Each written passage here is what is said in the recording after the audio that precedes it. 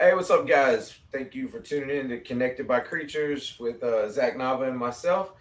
So, tonight's just going to be a hangout. Zach and I have both been extremely busy, have a lot of different stuff going on, and just going to give everybody an update on what we've been doing, what's been going on in both of our lives, and where everything's headed from here. So, Zach, man, how you been? Dude, I'm good, brother.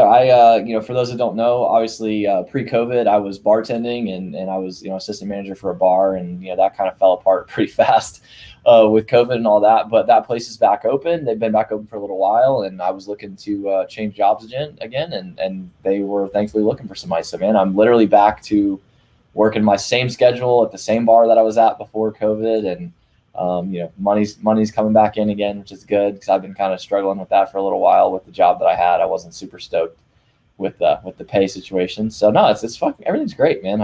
I'm really just feeling good, feeling positive. I got hatchlings that are eating, and I'll have some babies for sale soon. So I mean, life has just been kind of rolling on. It's just been busy, like you said. So Yeah. So, for anybody that doesn't know what happened last weekend, uh, the reason Connected by Creatures got canceled last weekend was Wednesday night. I got home from work and I wasn't feeling good, and in the middle of the night, I wound up going to the emergency room. I had kidney stones, and so I dealt with all that last week.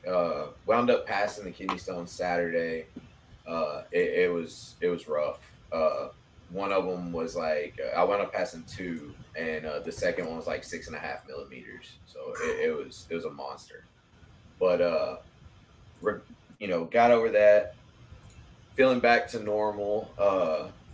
Work's been hectic. It's been hot as hell in Arkansas for the past week. The heat index has been over like 110 every day this week.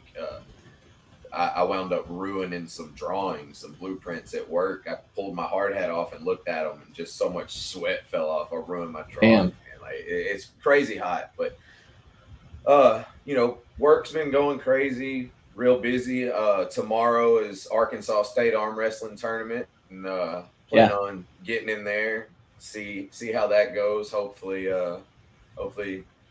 I feel strong. I mean, I feel good right now, but man, like I told you yesterday, Zach, my only worry really is I missed my last, I missed my last real training last yeah, weekend because of the kidney stone shit. And this week I decided to take it easy, just yeah. keep blood flowing, but not really try and strain any muscles. And tomorrow, man, I'm gonna see what happens, But the heat this week's got me tired, so a little bit dehydrated. But I got about 5 pounds that I can gain, but here in the morning, So I'm just gonna chug some electrolytes and stuff like Hell that. yeah, yeah. Get you some good Pedialyte, man. You'll be feeling all right. Yeah, Mindy, we love you. We're here for you. Thank you for being here. Yeah, it means a lot to us. But if you need anything, you can always talk to me and Zach. Yeah, no, absolutely. We appreciate you guys, and seriously, thanks, Mendy, for being here with everything you got going on. So it means a lot. Yeah, Oh man, definitely so fighting arm off. wrestling. Tell Liquid me, IV for the let's win. yeah, I want to talk a little bit about that because you kind of just recently got into that, right? Like, I mean, like into like real seriously. Yeah, so I mean, I've always really like worked out. I've always been Yeah, athletic, always done stuff. There was a time period in my life when I stopped doing everything and I got really obese and out of shape, and I was taking two blood pressure medications. I was almost 300 pounds, and damn. See, I can't even imagine you being like that, man. That's yeah, crazy. it's so, and that was a long process. Like, Sure. I was athletic through school, and then like when I started operating heavy equipment for a living, I was sitting on my ass Yeah, and you're sedentary. Yeah. ate all the time, ate whatever I wanted, didn't pay attention to it, and Hmm. that just over years of doing that, I gained a bunch of weight, and I took Laney to the park, man, and there were some kids playing basketball, and I was like, "Hey, can I play?" and they were playing full court, and I made it up and down the court like 2 times, and I thought I was gonna die. And I went home and told Katie, I was like, "This isn't me," you know. So I Yeah. started that day on a ketogenic diet and intermittent fasting, Mm-hmm. and working out and doing all that stuff. I wound up losing a little bit over 100 pounds in a year. Went from like 35% body fat to like 11, Yeah. and I carried that for a while, and I gained like 15 pounds back. And but like with the arm wrestling thing, man, like going to the bar or hanging out with my buddies, like I've always been decent at it, Sure. and I always thought I was pretty strong until like I started pulling with these guys that really know what they're doing. Yeah. And so up until 6 weeks ago, the world champion was from right here in Hot Springs, Arkansas. Yeah. And like I met him through a friend of ours that arm wrestles, and it's just kind of crazy, man, seeing a world champion. Like it. Yeah. At This anything. guy's, Yeah. he's the best in the world at this time at what he does, and that's just cool. Yeah. And so I started going to these practices with some pro arm wrestlers and training with them and everything. And it's insane when you've got a guy that's 154 pounds that you grab a hold of, he can't move it. Yeah. He feels like a brick wall. Yeah. And there's a lot more to it than what I thought. Sure. I always just thought it's about going sideways, and but there's so much technique, and I'm still novice. I, compared to people like the greatest arm wrestler of all time, John Brzezinski, said that you really don't even know what you're capable of until you've been pulling at a high level for 3 to 5 years. Like it takes that long to get your tendons to where they get. It's more than just muscle structure. Like it's your tendons and your bones, and I don't know, man. It's fun, and it's one of those things where, like, I think the reason it's fun to me is the same reason.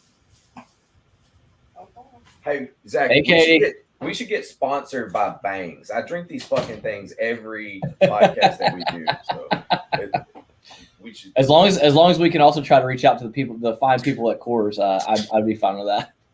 Yeah, let's reach out to them too. Fuck, somebody sponsor us, Jesus. But I think the thing that I really like about arm wrestling is the same thing that I love about jiu-jitsu. Is because for those of you that don't know, like I did jiu-jitsu for a long time too. Like it's one of those things where you can go all out. Like you can go as hard as you can. And like, with striking, boxing, Muay Thai, kickboxing, stuff like that, you can't train with another guy as hard as you can, because like you're gonna fuck around and knock each other out. And like that, but like with jiu-jitsu, you can go as hard as you can and then have somebody tap out, just tap, right? Or with arm wrestling, as long as the other guy knows the positions to stay safe, like you can go as hard as you can, and it's as close to a fight, as you can get without hurting each other. Like you can really just fucking give it all you got, and like it's very cathartic, and I can see that. I never thought about it from that angle, man. It's homoerotic too, and I love that. I usually just thought about wrestling in that way, but I guess that kind of makes sense. I mean, you're real close to one another. You're breathing real hard. Yeah. You're holding hands.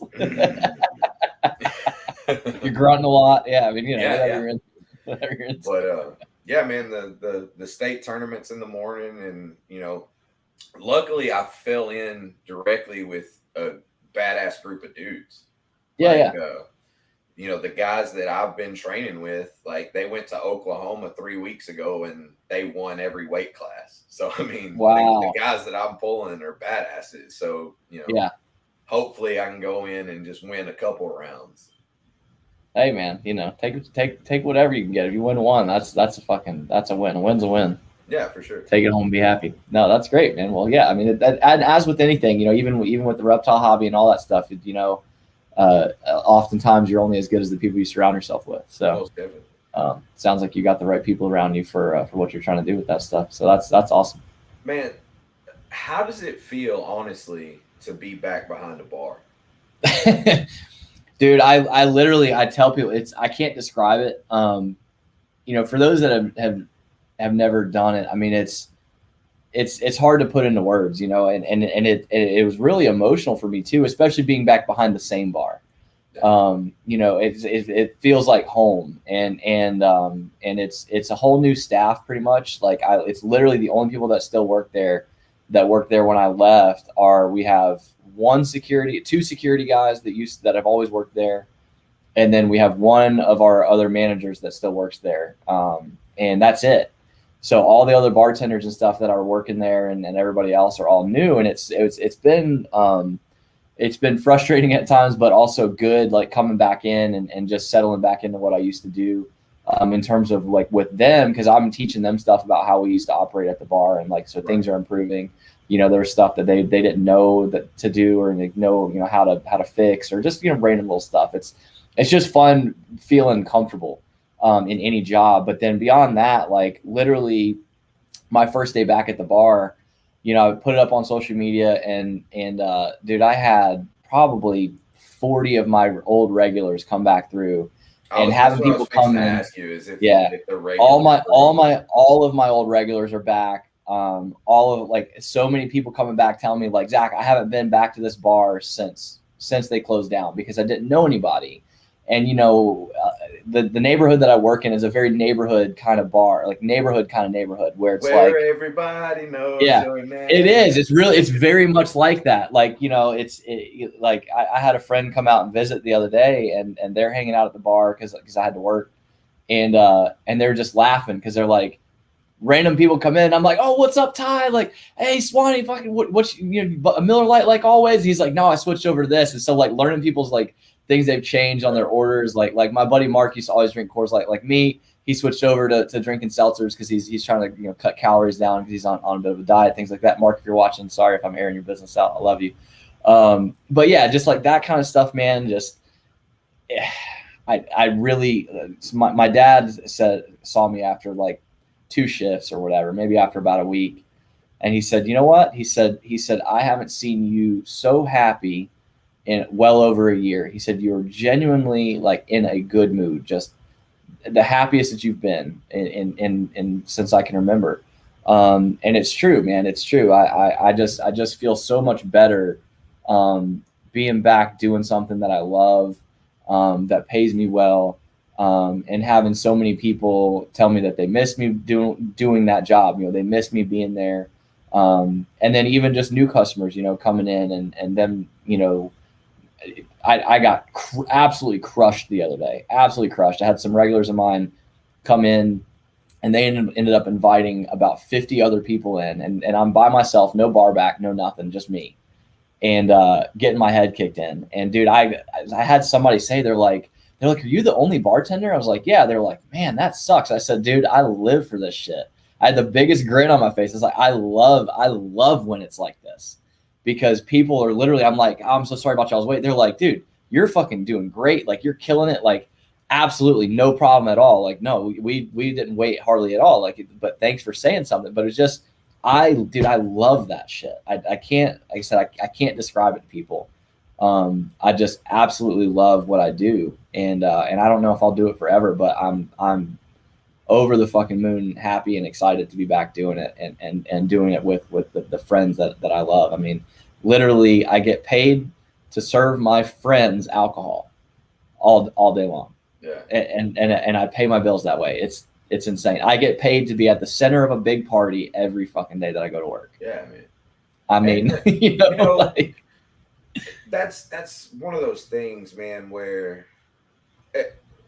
people can set their dreams to be whatever, but really the dream is to get to do something that you love doing.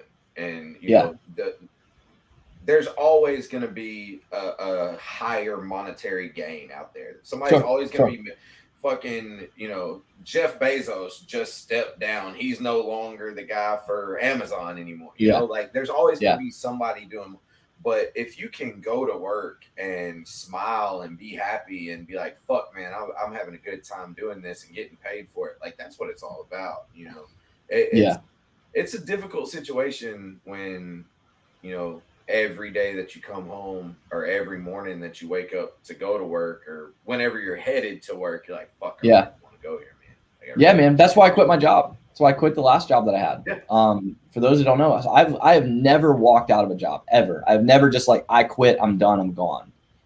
I quit my last job. I literally, I was on my way to work, and that's exactly how I was feeling, dude. I was literally having panic attacks every day going into this place because I just didn't want to do the job. I hated it. I hated everything about it, and I was good at it.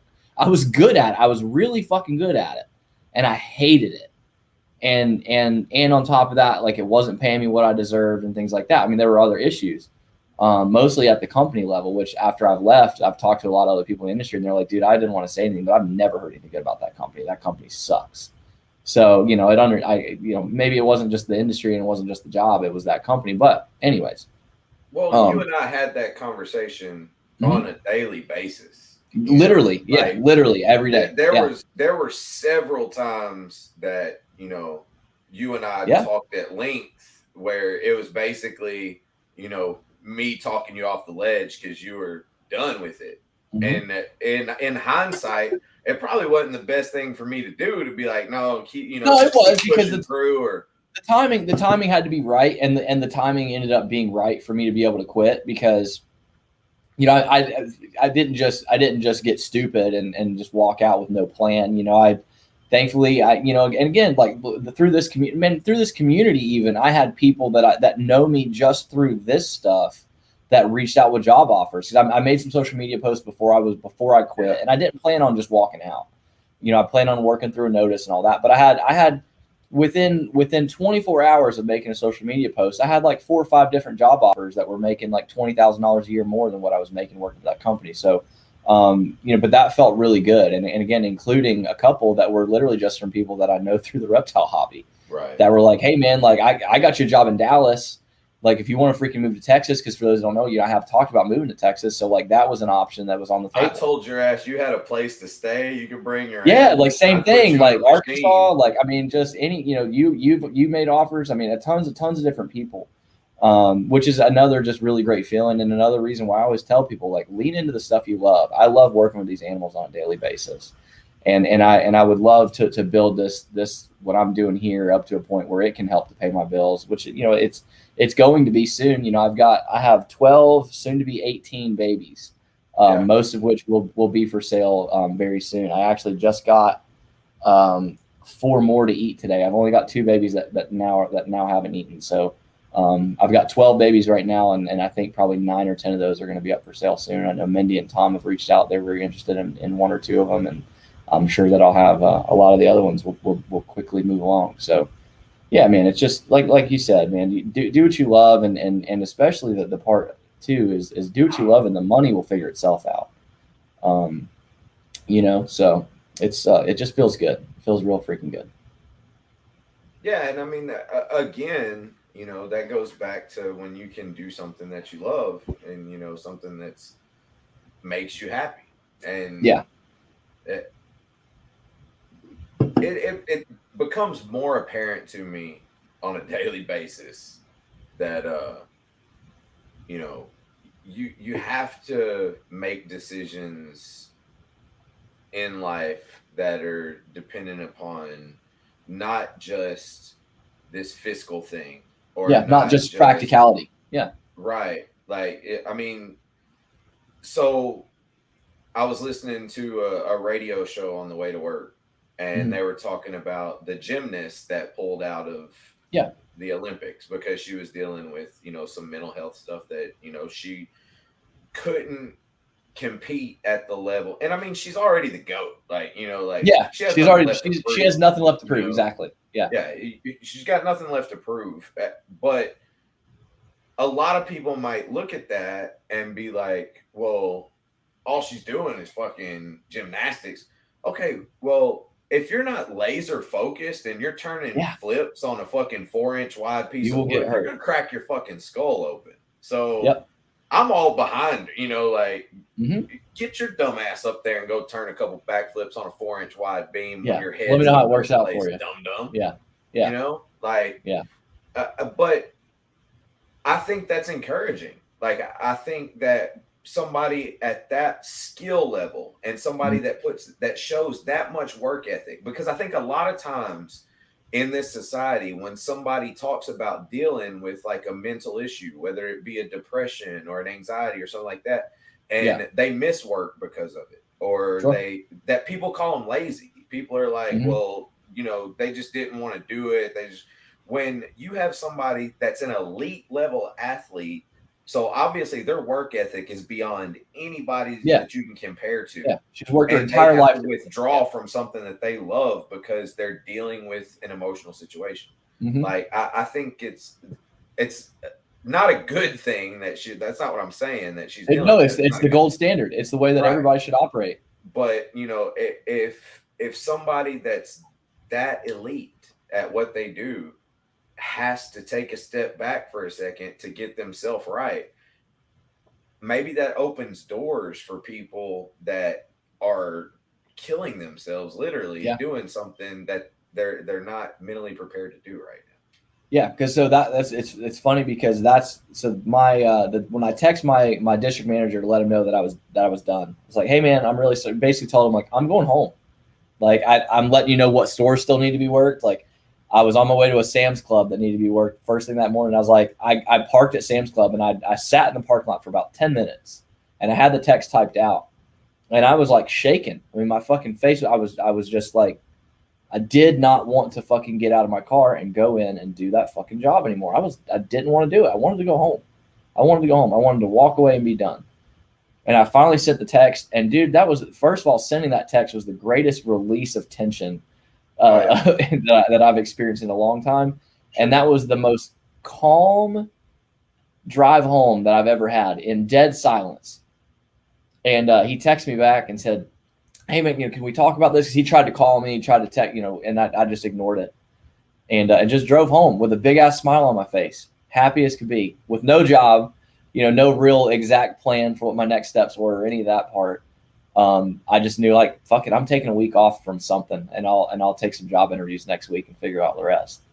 And finally, when I did text him back, um, I said, hey, right when I finally called him back, I didn't give him a chance to talk. I just let him know. I said, Wayne, I said, I mentally cannot do this job anymore. I said, Yeah, I've never had more panic attacks over any other job I've had in my entire life. I said, this job is going to put me in a mental hospital. I said, and guess what? It ain't worth it. Like there's no amount of money in this world that is worth my mental health being sacrificed for $1. you're Fuck absolutely every right. bit of that. And by the time I got done talking about that, he said, I understand. I wish you the best. And that was it. He because he thought that he was going to call me and, well, maybe take a couple of days off, whatever. Like they were willing to kind of work with me. No, dude, I'm done. Like when I reach this point that I'm done, I am done. Nothing's bringing me back. And it was the greatest decision I ever made because again, had I not done that, I went and took some trips that I wanted to take and with that time off that I had, which were great. It was, I was able to decompress even further and just enjoy myself. I went to a couple reptile shows that I wouldn't have been able to go to otherwise. And then I came back and refocused and I was like, okay, cool. Like, let's pick up where am I going to work, what I want to do. And I had a few different offers on the table, which were all wonderful, great opportunities. And, ended up finding out that the bar, like I said, that the bar that I used to work at that I loved, like my favorite job I've ever had, they needed somebody back. And I hit up the owner and he said, when can you start? And I was hired and and worked my first shift 2 days later. And so again, it's just, man, life works out the way that it's supposed to. You got to act on the way that you feel. And you know exactly what I'm talking about because you had a similar situation that you lived through and you ended up in a better opportunity in a better position than what you had before, which is wonderful. That's the way that it should work. And as long as you're willing to put in the work and the effort after you make what many people would say, oh, that was an emotional decision, you shouldn't have done that. You should have thought more about it and had more of a plan. Well, I had a plan roughly, you know, and I just trusted that the rest would take care of itself as long as I was willing to put in the work, and I was, and it did. Well, and I'm a And firm I believer operate that, pretty heavily on that. and I think the older I've gotten and the more things that I've seen, like it's becoming more and more real to me, I guess, that the universe talks to you, man. Oh, it Like does. it might put you in some fucked up situations to tell you something, like Hmm. and that intuition that you have, like that's there for a reason.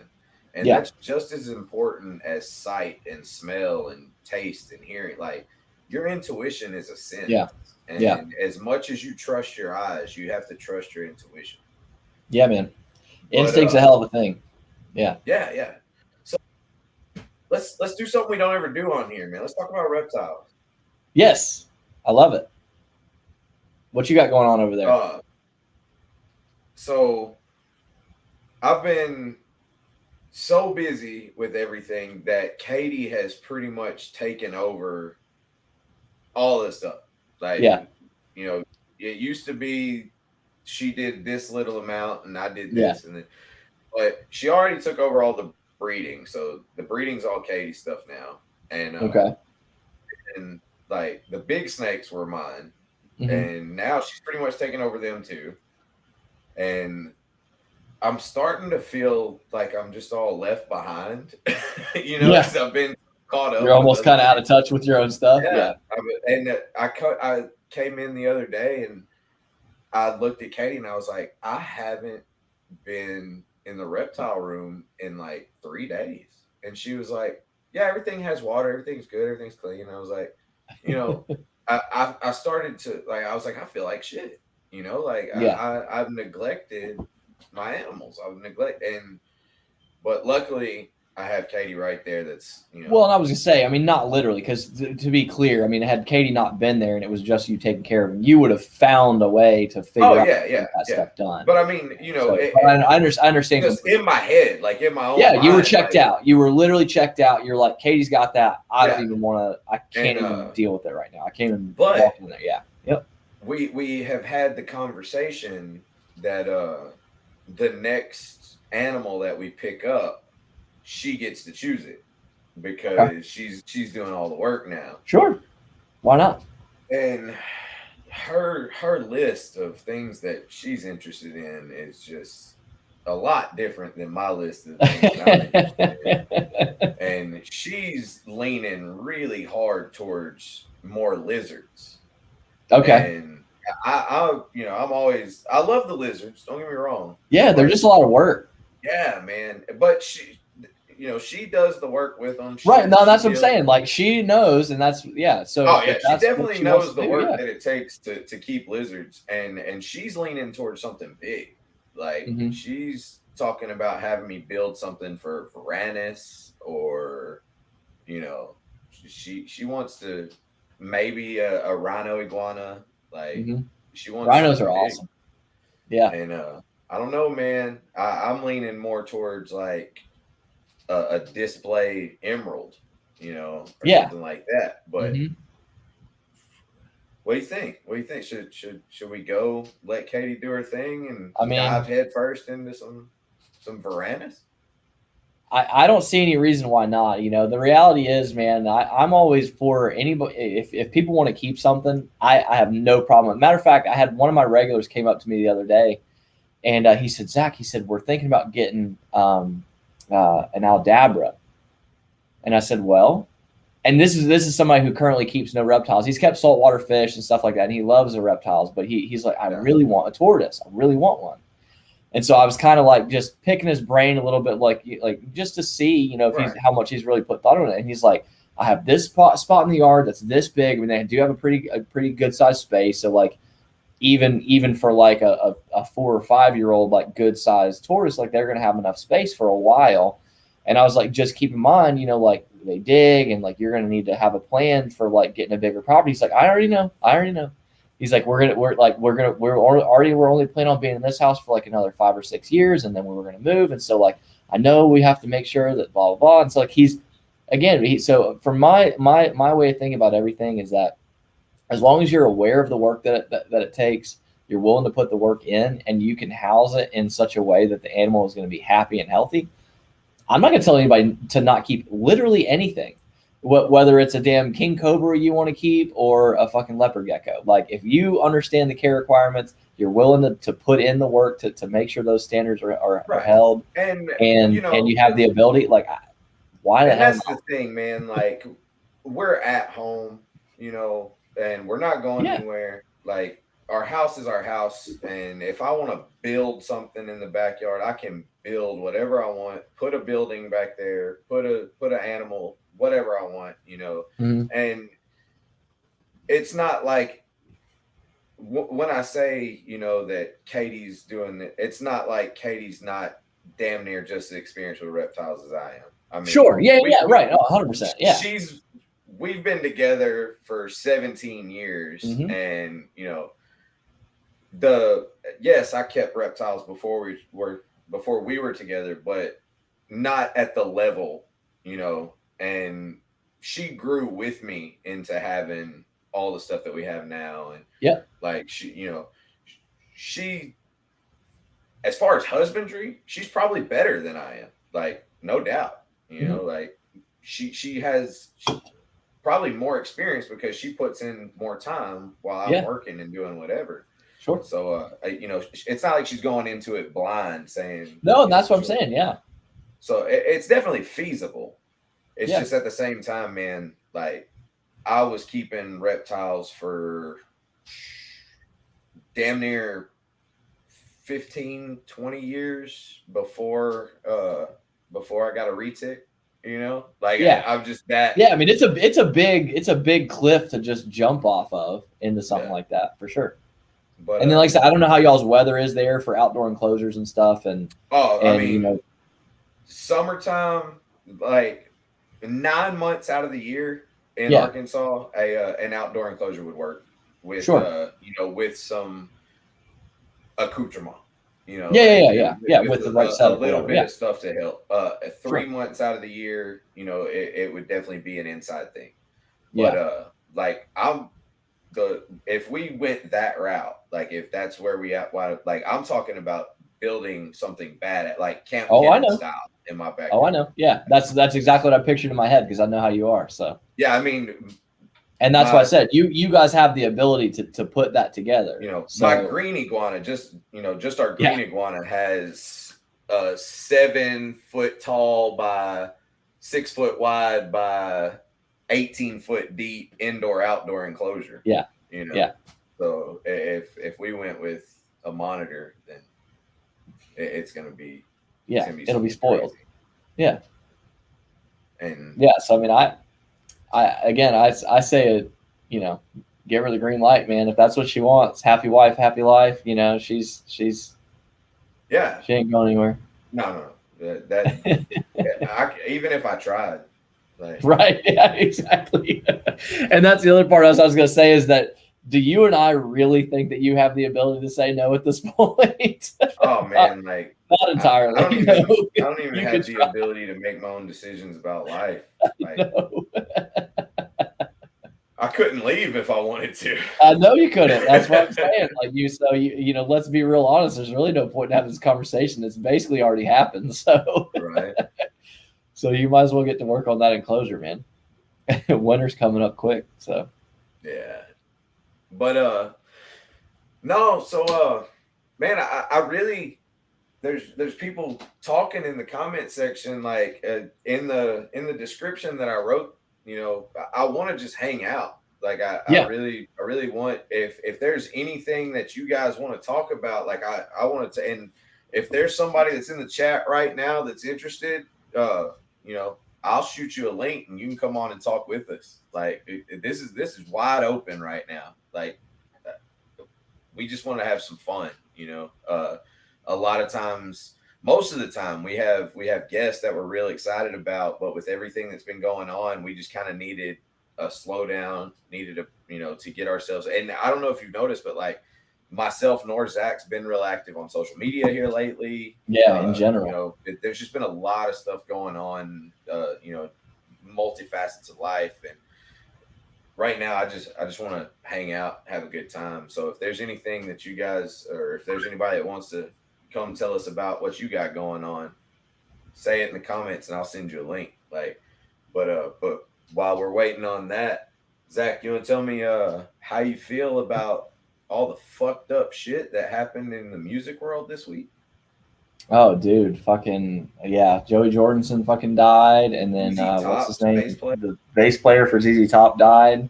Yeah, like, It's absolutely crazy, man. well, I mean, just the month of July in general, like Biz Marquee, Biz Markie, fuck, I forgot Biz yeah, Markie. Biz Marquee, one of the Yeah, I found out about that one while I was at work.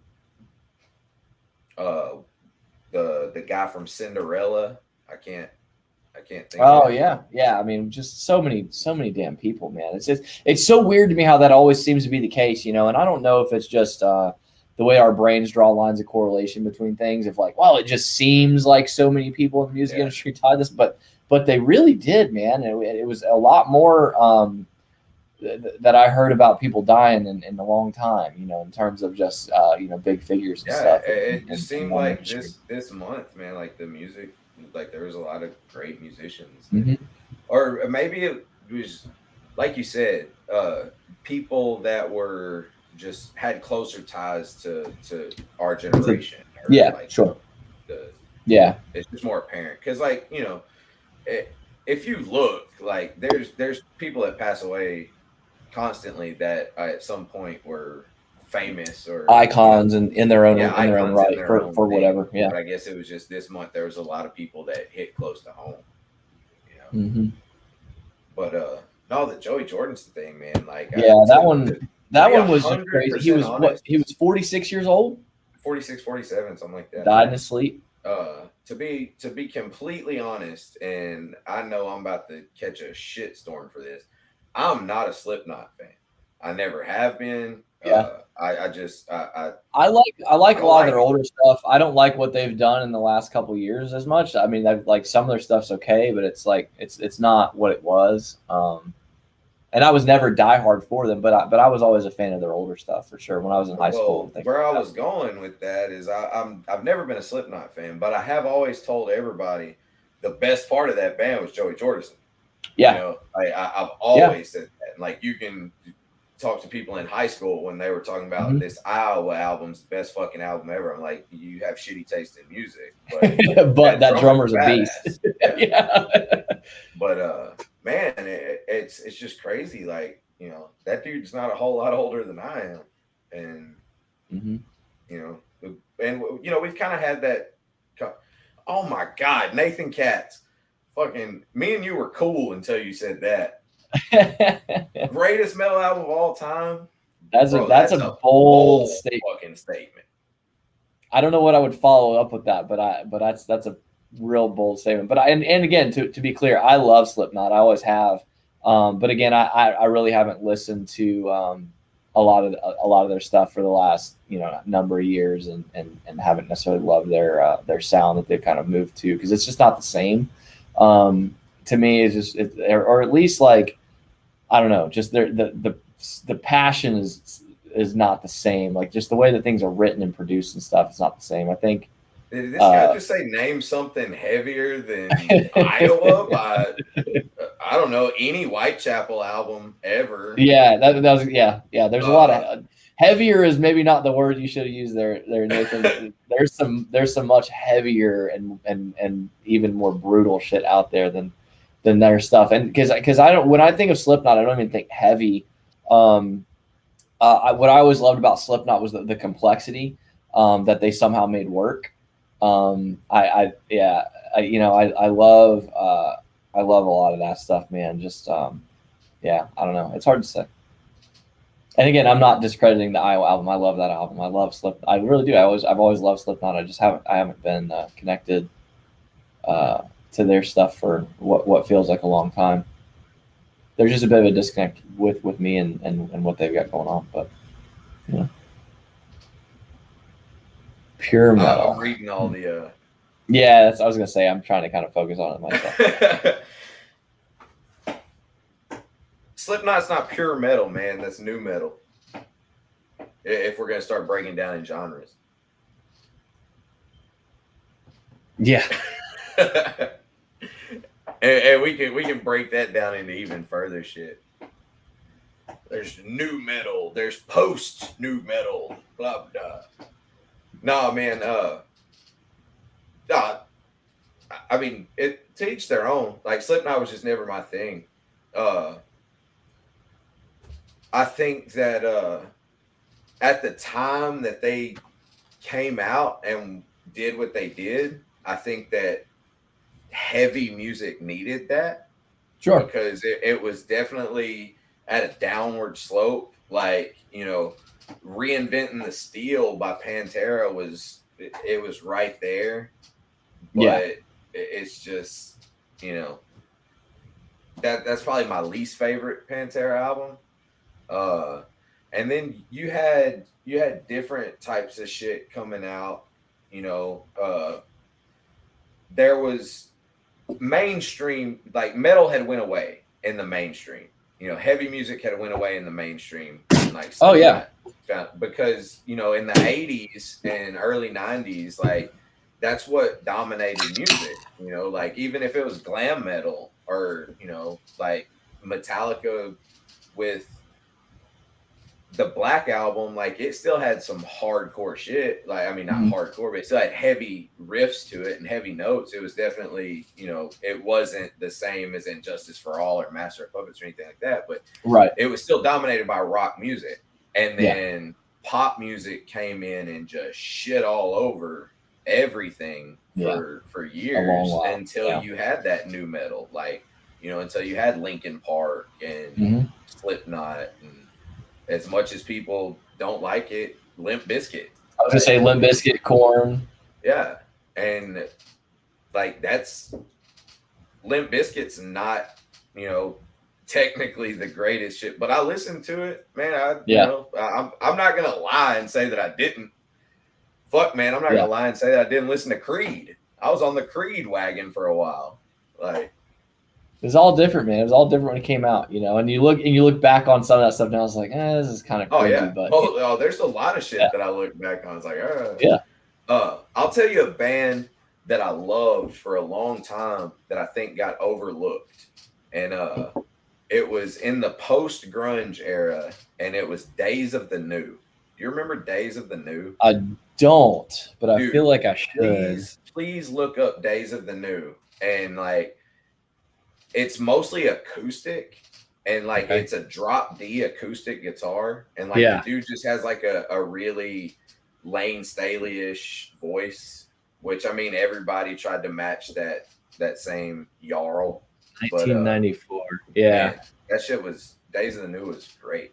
I love that shit. Oh Lord. There's some interesting guys in that band when you look at the members, when you look them up on Google. One of them looks like it's a fucking a prison headshot is what they use for his. I'm going to guess it is. That's definitely a mugshot. Yeah, look up As I Lay Dying. You're going to see Tim Lambesis on steroids. That's a different deal. Yeah. That's a whole different deal. Apparently he's back to being a shitbag according to his bandmates, so who knows. Oh, really? Yeah, they lost one of the members like a number of months back. He was just like, Tim hasn't fucking changed. He's still an asshole. He's the same person he was when he went to prison. That didn't do anything for him, blah, blah, blah. Who fucking knows? So much drama. They're still a fucking good-ass band. I'm like, fuck it, I don't care. Have you ever seen them live? Dude, dude, I have a video on my phone right now. So I saw them at the Blind Tiger in Greensboro, North Carolina on their first tour with Tim back. Yeah.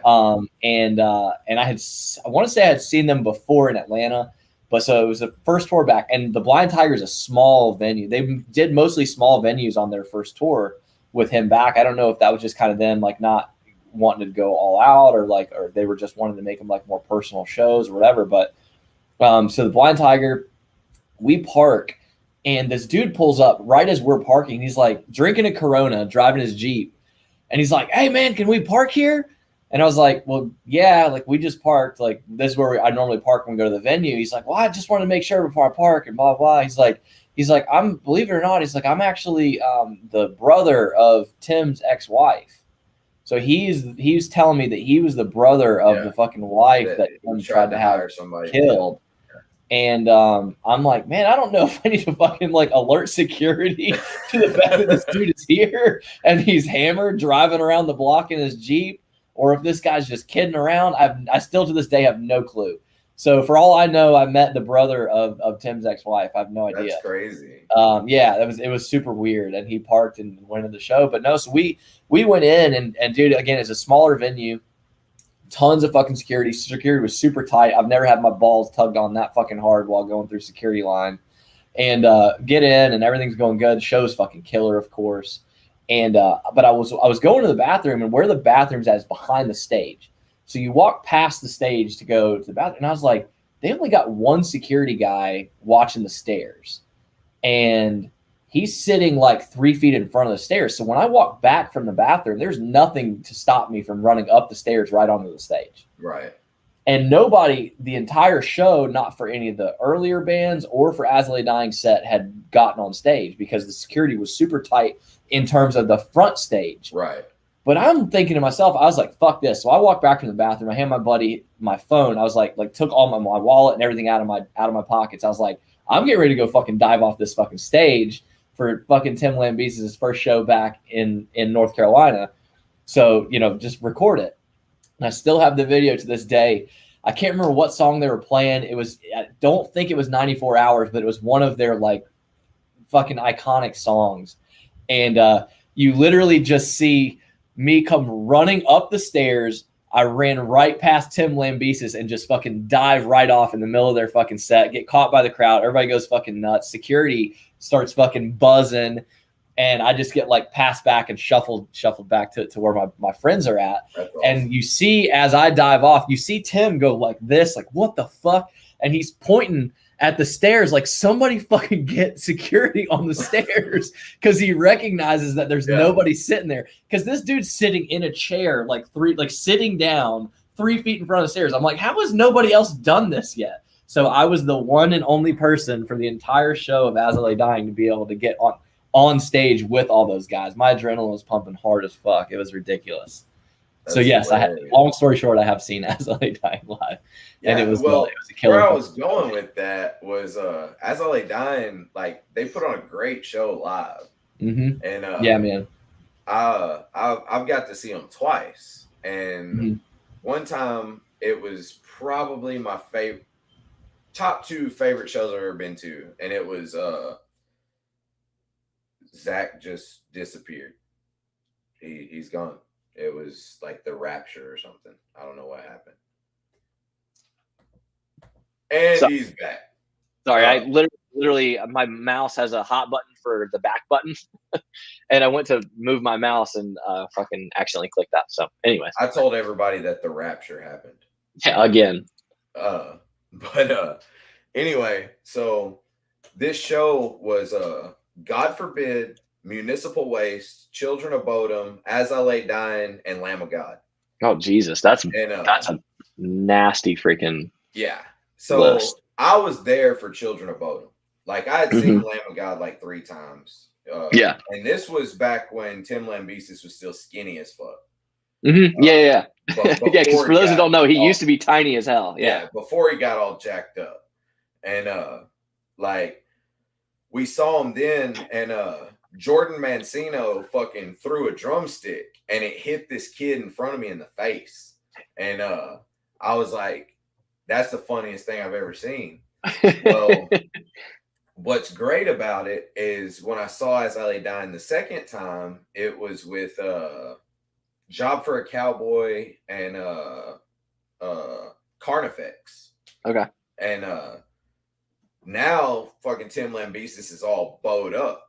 Yeah. And like my buddy was like, holy shit, man. What happened to that guy? Like, that's not the same dude. I was like, yeah, man, that's the same dude. He was like, no, that show in Dallas, like that dude was tiny. I was like, it's the same fucking dude, man. I promise you. Yeah. And he was like, well, goddamn, I sure hope he don't throw a drumstick at somebody. And it was like maybe 4 months later, you come to find out that fucking he's trying to hire somebody. And my buddy was like, man, I was just joking. Yeah, that guy's great. I've saw them, man. Maybe fucking Antoine with their fucking dad jokes. Carnifex was the shit live too.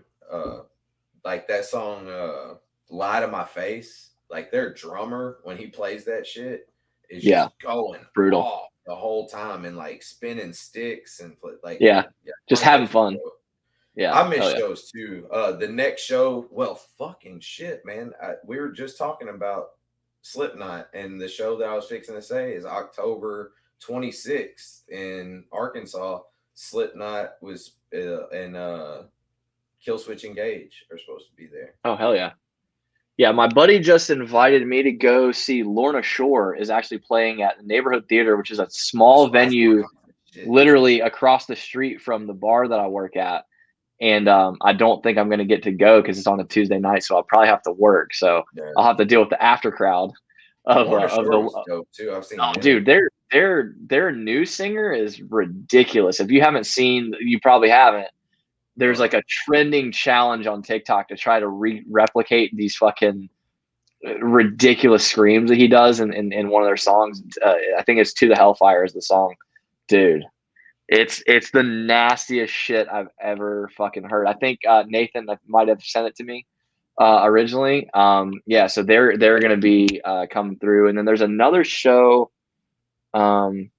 I can't remember who it is. There's another show that's actually at that same venue. I'd love to see a show there just because it's smaller venues. I love going to fucking good metal shows at small venues, man. Like I saw Hatebreed at there's this venue called the Underground, and it's because it's literally underneath another bigger venue, and it's a super small room. And I saw Hatebreed and Terror there, and I mean you're talking, I mean really it's like 100 by 100, like it's not a big space, and just the intensity that a band like that brings in general is ridiculous. I've seen Hatebreed like 3 or 4 times. They're phenomenal. I I've saw seen Terror 2 or 3 times, and I can never get enough of any of their stuff, man. And so yeah, just those small room shows like that are just there's a place, and awesome. if Pope County Pythons is still in here, he may have been there. There's a place in Little Rock. I don't think it's still there anymore. It was called The Village, and it was a single theater movie theater. Like that's all it was just a single theater. See, that's how this was. It used to be a movie theater. It actually, just not to derail you, it used to be a porn theater. It was a single theater porn theater, and now it's a music venue. And the way that this place was, it was like old school, like 70s style, like a dome. And it didn't hold hardly any people at all. And one of the coolest fucking shows I ever went to was Through the Eyes of the Dead in Oceano. And what was crazy, man, is there was maybe like 15 fucking people that showed up to the show. Like there was nobody there. Yeah. So the guys from Through the Eyes of the Dead, while Oceano was playing, they shut the fucking bar down. And Polk County Python, off University, that place was cool. Yep. Yeah, exactly. They shut the bar down on the sides and brought their fucking coolers out full of like PBR, and the guys from Through the Eyes of the Dead are like, we're just gonna fucking have a party and everybody drink and hang out together, and we're gonna play. And like they got up and played for like 2.5 hours, man, and like we had a blast.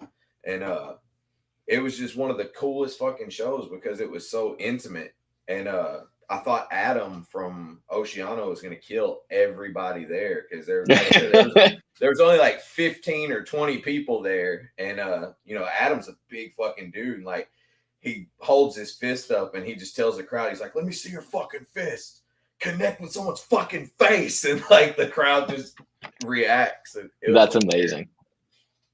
That's fucking awesome, man. Hey, another place, man, because it's right over there in Pope County, I believe, is Front Street Grill in like Russellville or Dardanelle. I played that show one time with they had like volleyball nets and shit in the back, and we played a show there. And my the singer in the band that I was in kicked a hole in the wall, and we got kicked out. That's amazing. Man, so you wanna wrap this up by giving a movie or a TV show? I'm gonna go trying to think bed. if I've got a good fucking movie or TV show that I've been watching. I mean, Think about pulling some arms tomorrow. yeah, man. You already know, like I'm a big My Hero Academia person. That's my because the new season's out. I'm waiting to watch it because I like to be able to binge things, and I don't like waiting week to week for episodes to come out. So that's still like my go-to. I haven't really been watching much of anything. Again, going back to it, like you and I have both been so fucking busy, man. I've been just rewatching a lot of the same shit. And so I don't really have anything new for you guys. But if you have not watched My Hero Academia, even if you're not into anime, but if you just like any kind of like hero shit, like that fucking show will get you going. It'll fucking get your heart rate racing, and honestly, it might make you have a little bit of an appreciation for anime. So if you haven't watched it, definitely check it out. Subchronic, Mindy says. Okay. Subchronic. I do have Netflix. I'll have to check that out. I haven't watched it. It's 2021. Who the fuck doesn't have Netflix? Come on. So I would say that mine for the week is stupid fucking TV show on CBS, Big Brother. Old game show. Yeah. So not the show though. Like the TV show sucks. But if you have the app, the Paramount app, you can watch the live feeds. And it's kind of no shit. Just be voyeuristic and watch these people in the house. So hell yeah, that's fun to do. It's a whole lot better than edited bullshit. Like you can really see what's going on. Nathan, love you. I was still not the greatest metal album ever, but still love you, bro. But yeah, man, have a good dinner, and everybody else, synchronic, not subchronic. Synchronic. Tom popped in with the autocorrect, but yeah, if you have the Paramount Plus app, and their Paramount Plus app's coming out with new season of Behind the Music. So like they've done 2 add-on episodes. One of them was LL Cool J's, and shit. It talks about I don't think people realize how influential LL Cool J was. Back in the day, like a lot of rappers wouldn't be who they were, without him. Like Eminem even talks about it. Like he was a bad motherfucker, and the Behind the Music picks up where the one 8 years ago left off. Okay. And talks well, it's about time to kind of bring him back. Yeah. Yeah. It talks about where he won the Kennedy Award and all that shit. And, and they've done a Ricky Martin one. And, no shit. Okay. Yeah, it was actually really interesting. But yeah, so Behind the Music is coming back, which I think is cool because that's awesome. I love any type of documentaries and shit like that. So yeah, I support it. What else you got, Zach? That's it, man. I mean, I think you and I pretty much covered what we wanted to cover, just kind of catching people up on what we've been up to, and you and I catching up because obviously we missed a week, and I've been kind of in and out on missing some streams here and there. So I apologize for that to everybody, and we're gonna get back to it and pick up where we left off next week, hopefully. So yeah, I'm gonna go twist some arms tomorrow, guys.